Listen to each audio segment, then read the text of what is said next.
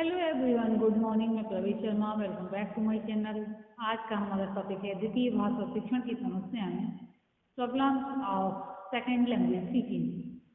द्वितीय भाषा के रूप में हिंदी शिक्षण की कठिनाइयों एवं समस्याओं का अनुभव अहिंदी भाषी छात्र एवं उन्हें पढ़ने वाले या फिर पढ़ाने वाले हिंदी शिक्षक करते हैं, क्योंकि वही इस क्षेत्र में इन्वॉल्व रहते हैं और हिंदी प्रदेशों में हिंदी के प्रचार एवं प्रसार हेतु इन समस्याओं को पहचानना और उनका समाधान निकालना आवश्यक है।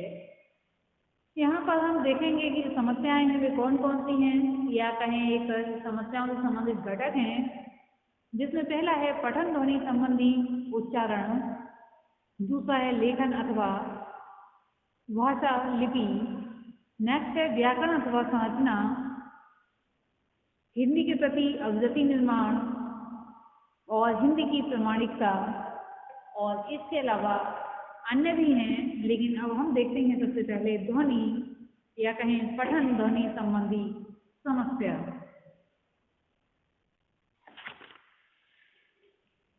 पढ़ना सीखने में ध्वनि उच्चारण की समस्या मुख्य रहती है। हिंदी की अनेक ध्वनियाँ ऐसी हैं जिनका उच्चारण उसके लिए कठिन होता है। ऐसी स्थिति में हिंदी शिक्षण की विद्यार्थी की मातृभाषा की ध्वनियों का ज्ञान आवश्यक हो जाता है और उन्हें पहले मातृभाषा का ज्ञान करा देना चाहिए, जिससे वह समानता या असमानता के आधार पर हिंदी ध्वनियों का उच्चारण सिखा सकें। तमिल भाषा में खा, घा, छा, झा, था, द, था, फा, भा ध्वनियों की आवश्यकता नहीं पड़ती। अतः तमिल भाषी विद्यार्थी को हिंदी की ये ध्वनियाँ सिखाते समय इनके उच्चारण पर विशेष ध्यान देना होता है और अधिक अभ्यास कराना पड़ता है। तमिल भाषा में ग, ज, ड, द, ब अक्षर भी नहीं होते और उनका क्रम या फिर उनका काम क्रम से का, चा, टा, ता, पा से लिया जाता है। स्थान और संदर्भ के अनुसार का, चा, टा, ता, पा का उच्चारण क्रम के अनुसार ग, ज, ड, द, व हो जाता है। अतः हिंदी शिक्षकों को इस पर विशेष रूप से ध्यान देना पड़ता है, क्योंकि हिंदी में सभी के लिए अक्षर हैं। तमिल में ना के लिए 2 प्रकार के अक्षर हैं, पर दोनों के उच्चारण में कोई कठिनाई नहीं होती। तमिल में एक विशिष्ट अक्षर है जिसका उच्चारण ला और रा के बीच है, पर हिंदी में ला की ध्वनि ही पर्याप्त मानी जाती है। सिंधी में डा का उच्चारण नहीं हो कर पाते। पंजाबी आ को ई बोलते हैं, स्कूल को स्कूल बोलते हैं, स्टेशन को स्टेशन बोलते हैं, आनंद को अनंत बोलते हैं। हिंदी को ध्वन्यात्मक भाषा माना जाता है, जैसा लिखते हैं वैसा ही पढ़ा जाता है अथवा पढ़ते हैं, परंतु इनके कुछ अपवाद भी हैं। हिंदी के शब्दों में अधिकतर अंतिम स्वर आ का लोप हो जाता है। इसको अहिंदी भाषी छात्र एवं शिक्षक समझ नहीं पाते हैं। संयुक्त ध्वनियों का उच्चारण पंजाबी छात्रों एवं शिक्षकों को कठिन होता है। इसके अभ्यास की आवश्यकता उन्हें विशेष रूप से पड़ती है।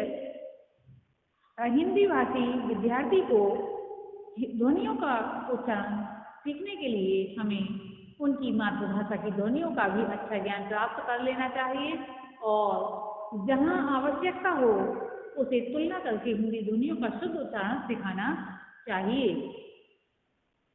इस तुलना के लिए व्यतिरेकी विश्लेषण की आधुनिक पद्धति का उल्लेख पहले भी बताया गया था। उच्चारण संबंधी कठिनाइयों को दूर करने के लिए आजकल लिंग्वाफोन, भाषा प्रयोगशाला, ईयरफोन जिसे बोलते हैं, टेप रिकॉर्डर आदि उपकरणों की सहायता बड़ी उपयोगी सिद्ध हुई है। इनके द्वारा विद्यार्थी अपेक्षित ध्वनियों को बार बार सुनकर कानों को अभ्यस्त कर लेते हैं। अनुकरण द्वारा शुद्ध उच्चारण करने लगते हैं। स्वरों और व्यंजनों का चार्ट बनाकर उच्चारण स्थान और प्रयत्न का सही रूप प्रदर्शित करके उच्चारण संबंधी कठिनाई बहुत कुछ दूर की जा सकती है। हिंदी की ध्वनियों का उच्चारण सिखाने की दृष्टि से तत्काल ही ये प्रयोग और प्रयत्न आवश्यक है। अब नेक्स्ट पॉइंट में हम देखेंगे लेखन अथवा भाषा लिपि। हिंदी देवनागरी प्राचीन लिपि है। यह लिपि सरल एवं सुडौल होती है। लेखन और उच्चारण में एकरूपता होती है, अर्थात जैसा लिखते हैं वैसा ही उच्चारण करते हैं अथवा पढ़ते हैं। परंतु अहिंदी भाषी छात्र लेखन में कठिनाई का अनुभव करते हैं, क्योंकि वे हैं ही अहिंदी भाषी, यानी कि हिंदी का अभ्यास उन्हें बिल्कुल होता ही नहीं है। वे इस प्रकार से हैं जो कठिनाइयों का अनुभव करते हैं, वे कठिनाइयाँ इस प्रकार से हैं। देवनागरी लिपि एक ऐसी लिपि है जिसमें अक्षर के बाएं की दाएं की यानी का पे जो मात्रा लगती है, बाएं और दाएं, ऊपर जैसे ए की मात्रा, ई की मात्रा ये भी ऊपर लगती है, ए और ई भी ऊपर लगती हैं। नीचे कौन सी मात्राएं लगती हैं? ऊ की मात्रा, बड़े ऊ की मात्रा, चारों ओर कोई ना कोई मात्रा चिन्ह लगाया जाता है। मात्रा चिन्हों के इन रूपों के कारण मुद्रण और टंकण में भी असुविधा होती है। इस वैज्ञानिक युग में जबकि लेखन में अधिक मुद्रण की आवश्यकता होती है तथा लेखन कार्य अधिक टंकण और मुद्रण द्वारा संपन्न होने लगा है, हिंदी की मात्राएं लगाने की पद्धति असुविधाजनक है। इस दृष्टि से रोमन लिपि अधिक सुविधाजनक है, क्योंकि उसमें स्वरों के प्रतीक रूप कोई अलग मात्रा चिन्ह नहीं होते, बल्कि स्वर अपने मूल रूप में ही व्यंजन के साथ संयुक्त होते हैं। इससे मुद्रण और टंकण में अधिक सुविधा रहती है। इस कठिनाई का निवारण एक समस्या है। हम मात्रा चिन्हों को तो नहीं बदल सकते, पर अक्षर लिखने की एक सुनिश्चित प्रणाली बनाकर इसे कम अवश्य कर सकते हैं। अक्षर सिखाते समय बालकों को ये बताना चाहिए कि कौन सा अक्षर कहाँ से प्रारंभ करें और किस प्रकार मोड़ देते हुए कैसे समाप्त करें और मात्रा कैसे लगाएं। यदि अक्षर लिखने और मात्रा लगाने में हम किसी प्रकार एक रूप का ला सकें तो कठिनाई कुछ कम अवश्य हो जाएगी।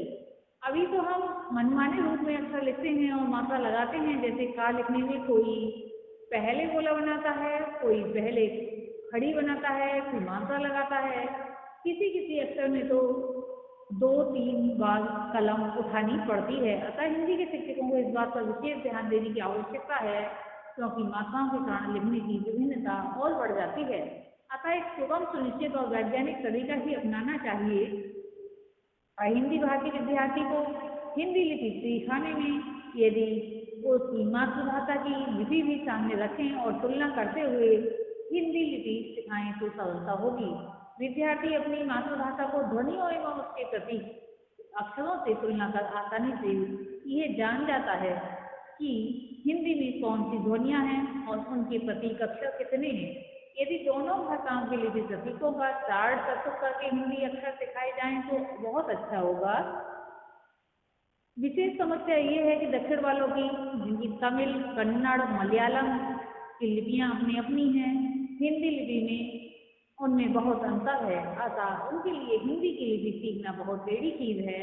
द्रविड़ लिपियों के कितने ही वर्ण हिंदी में नहीं हैं और हिंदी के कितने ही वर्ण द्रविड़ लिपियों में बिल्कुल भी मेल नहीं खाते। अतः सोचना होगा कि इस लिपि की समस्या को पूरे देश की दृष्टि से कैसे सुलझाया जाए। वर्धा तथा उत्तर प्रदेश के लोगों ने देवनागरी लिपि में सुधार के कुछ प्रयास किए हैं। केंद्रीय सरकार ने भी देवनागरी लिपि के कुछ सुधार मान लिए हैं। इस संशोधित लिपि का प्रमाणीकरण हो जाने के पश्चात इसका देशव्यापी प्रचलन होना चाहिए। अनुसंधान द्वारा लिपि में और अधिक संशोधन किए जाने चाहिए। पठन और उच्चारण की भांति लेखन में भी अहिंदी भाषी शिक्षार्थी को या शिक्षार्थी की मातृभाषा में जो है लेखन विधि का पूरा परिचय शिक्षक को होना चाहिए, जिससे वह यथासमय तुलना करके बता सके। उदाहरण के लिए हिंदी संयुक्त अक्षरों के लिखने में अहिंदी भाषी अनेक भ्रम में पड़ जाते हैं। तेलुगु में प्रथम व्यंजन को पूरा लिखकर दूसरे व्यंजन का मात्रा चिन्ह लगाया जाता है, पर हिंदी में प्रथम व्यंजन आधा लिखा जाता है और वह आधा भी विभिन्न व्यंजनों में विभिन्न रूप धारण कर लेता है। इसके अपवाद भी हैं, जैसे चक्र में का पूरा लिखा जाता है पर का के स्वरहीन और रा पूरा है, अतः उनका स्पष्ट रूप समझाने की आवश्यकता होती है। इसी प्रकार अनुस्वार चिन्हों के प्रयोग में भी विषम है। कंकाल, कड़काल, चंचल, चंचल, दंड, दंड, जिसमें कि खड़ा वाला आधा बनाया जाता है। हिंदी जिसमें कि अनुस्वार लिखा जाता है और आधा ना लिखा जाता है। आदि रूपों का भी एक मानक रूप स्थिर कर लेना चाहिए। इसी प्रकार गई, जैसे ई की मात्रा लगा दी या पर और बड़ी ई बना दी, गए ए बना दिया और या पे मात्रा लगा दी ए की। इसी प्रकार एक निश्चित इनका भी रूप एक निश्चित कर लेना चाहिए, जिससे द्विभाषी भाषा के रूप में हिंदी का या हिंदी को पढ़ने वाले विद्यार्थी उलझन में ना पड़े और हिंदी का लिखित रूप सुगम और शुद्ध हो जाए, यानी कि इसका रूप जो है सुगम हो जाए, शुद्ध हो जाए और एक तरह से ये बात सिद्ध भी हो जाए। अब हम देखेंगे नेक्स्ट व्याकरण अथवा भाषा लिपि।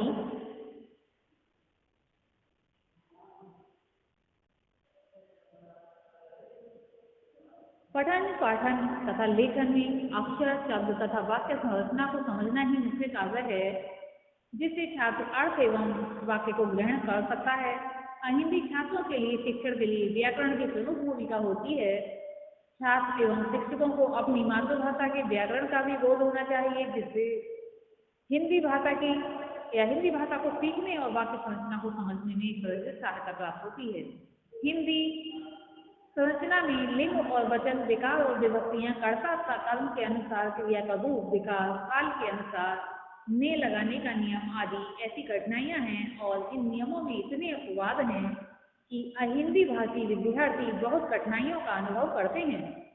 लिंग और वचन विकार के कारण अहिंदी भाषी प्रायः भूलें करते हैं। हिंदी व्याकरण में अनेक देशी विदेशी शब्द ऐसे हैं जिनका एक तरह से लिंग भी निश्चित नहीं हो पाता और मनमाने ढंग से उनका प्रयोग कर लिया जाता है। हिंदी की द्वित्व एवं संयुक्त क्रियाएं भी अहिंदी भाषियों के लिए एक समस्या है। हिंदी में अनेक क्रियाओं का संयोग होता है, यहाँ तक कि दो तीन तीन मुख्य क्रियाएं एक साथ प्रयुक्त होती हैं और अर्थ में परिवर्तन ला देती हैं। वह उठ बैठा में उठना बैठना या खड़ा हुआ में उठना खड़ा होना मुख्य क्रियाएं हैं और एक साथ प्रयुक्त हुई हैं। डालना, बैठना, पाना, जाना, लेना, पढ़ना, चुपना आदि क्रियाएं प्रायः अन्य क्रियाओं के साथ प्रयुक्त होकर एक विशेष अर्थ देती हैं। ये संयुक्त क्रियाएं हिंदी की अपनी विशेषताएं हैं, जो भाषा को विशेष मुहावरेदार बनाने और अर्थ में चमत्कार लाने की दृष्टि से बड़ी उपयोगी सिद्ध होती हैं। उनका प्रयोग हिंदी भाषियों के लिए तो सहज और स्वाभाविक लगता है, पर अहिंदी भाषी के लिए एक समस्या है। इन संयुक्त क्रियाओं का भी प्रयोग पूर्णतः व्याकरण के अनुसार नहीं हो सकता। हमें इसका विपूर्ण पर निश्चितता के साथ या रूप में स्थिर कर लेना चाहिए। आज की इस वीडियो में इतना ही और नेक्स्ट समस्याएं हम जो अभी शेष बची हैं समस्याएं नेक्स्ट वीडियो में देखेंगे। आज के लिए इतना ही, धन्यवाद।